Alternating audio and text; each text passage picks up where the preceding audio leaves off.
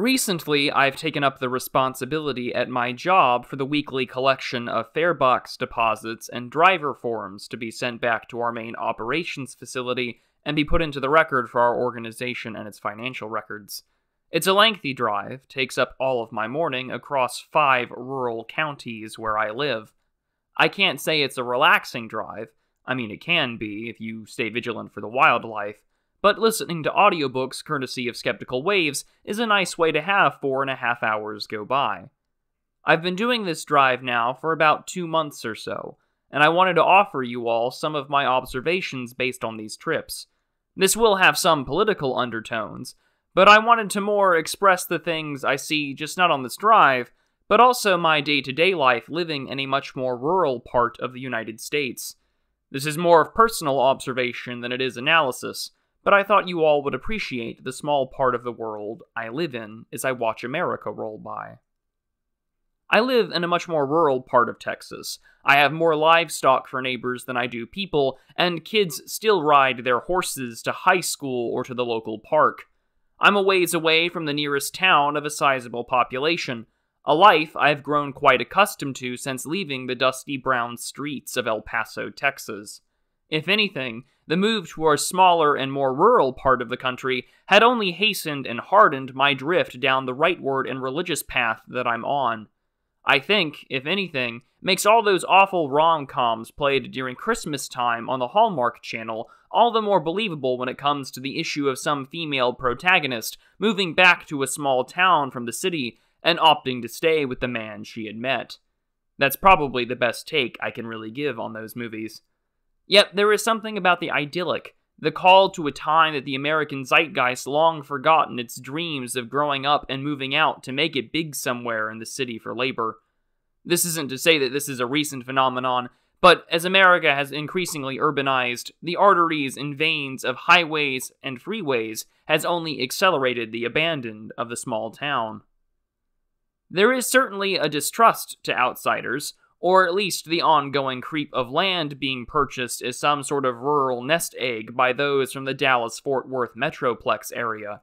As someone who makes that drive on a regular basis, it is certainly worrisome to see the DFW area metastasize this far from the city. There is still a remnant of the high-trust society that existed in small towns and close-knit suburbs that are fading away at a rapid pace. The area I drive through is mostly homogeneous, the most diverse community still being over 70% white, but that doesn't stop commerce, especially for those in the agricultural sector. Trucks and livestock trailers are a common thing here, as are livestock markets. This is definitely equine country, between various equine therapy centers, both for disabled individuals and horses alike, as well as breeding groups. There are rolling hills of green and farmland.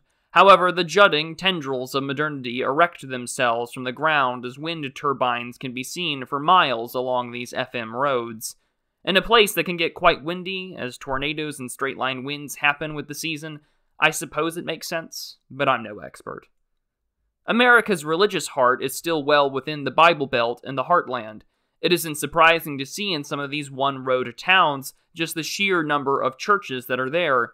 Various forms of Protestantism, wherein you'll find your Churches of Christ, Baptist, Methodist, Seventh-day Adventist, Pentecostal, and some with no names. But what is surprising is the growing number of established churches. Within this area I travel through, there are quite a few Anglican, Lutheran, Catholic, and Orthodox churches. All of them, of course, an hour or so away from the nearest large town where there are cathedrals. The United States, outside of the cities, still wants that old-time religion. In fact, it's a sign that I know that I'm near one of those towns that holds an office for our drivers and farebox.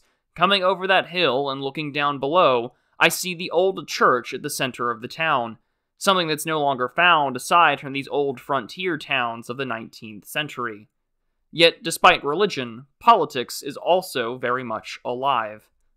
Many of us online might feel as if there's some sense of dissatisfaction and distrust that only increases our desire to not engage within our political system. Lord knows I do, but I know that there is a divide between the right that is online against the right that works a farming job when it comes to voting and being participatory in elections, local, state, and federal. Despite a place where local machinists and farmers are outnumbered and outgunned by political interests and businesses well beyond their ken, I still see more Trump flags, Let's Go Brandon flags, and Fuck Biden flags on trucks, flagpoles, and windows everywhere I go. Yet in a part of the country that is riddled by drugs, primarily opioids, and have no real impact on this nation's porous borders and foreign policy, my gut feelings run between rage and melancholy. Rage because these individuals are hoping that maybe next time they'll get them. My thoughts on the 2020 election are well known and public, while no one truly represents their interests nationally. Yet I'm melancholic because by some chance they're thinking that if they can hold out just a little longer, then maybe some political Prester John will come riding over the hills to save them. Perhaps I'm a bit dour because I do a lot of talking and rubbing with shoulders with local officials with my job, but if anything, it does inspire me to keep working on localism.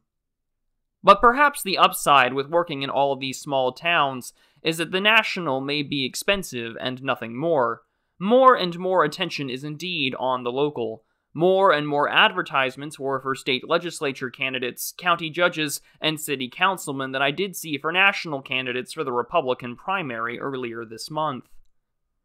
As I verbalized on streams and various Q&As, it makes sense for this to have such a here-and-now focus. In a world so easily ignored or dismissed as Flyover Country, it's a world where you have yourselves and only yourselves. Yes, of course, there is the local Walmart or mall. In fact, there's actually quite a disdain against developing Dollar Generals, but you really only have yourself and your community to work with. People talk about their kids in the school after church, offer shelter to one another during storms, and rebuild if someone is affected. I've done my fair share of calling my neighbors to let them know about a gap in their fence as I help herd their cows back into their fields. The same can be said with posting to local Facebook pages about missing dogs or warnings about wild boars. For us in Texas, wild boars and the damages is our own version of the Emu War. When you're far away from the horse shit of the capital cities of your state and country, the only smell that really matters is the horse shit of your own hometown and farm. Which makes these little areas a time away from the world. While I had mentioned on the occasional playlist when I make this weekly drive, what often happens is that I forget to download them onto my phone. I pay for YouTube Premium, sue me. For most of the drive, I barely have any reception, which makes the time even better to not have too much going on or buzzing in the cup holder, or to have the phone connected to the car via Bluetooth yet not playing a single thing. This includes streams if I'm not listening to it after the live airing was done. It's a way to disconnect from the political world and life that I live online, and to enjoy the time and to have a moment to yourself and the road.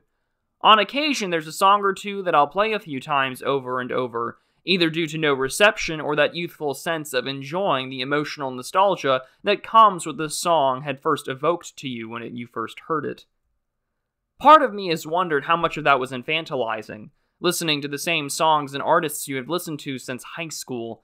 Nothing like listening to the same few sad boy albums that you listened to as a teenager trying to make sense of your life and what you wanted to do. Does anyone really want to wallow in nostalgia? Does that really mean old wound? From their formative years growing up? Why am I listening to Motion City Soundtrack or that Father John Misty song over and over again? Although earlier this week, my grandfather, who was well into his 80s, was showing off a car he had purchased since someone had wrecked his old one. He was happy to show off the Sirius XM radio feature that he has with it, and it was set directly to a 1950s station, the same time he was a young man. Is it modernity?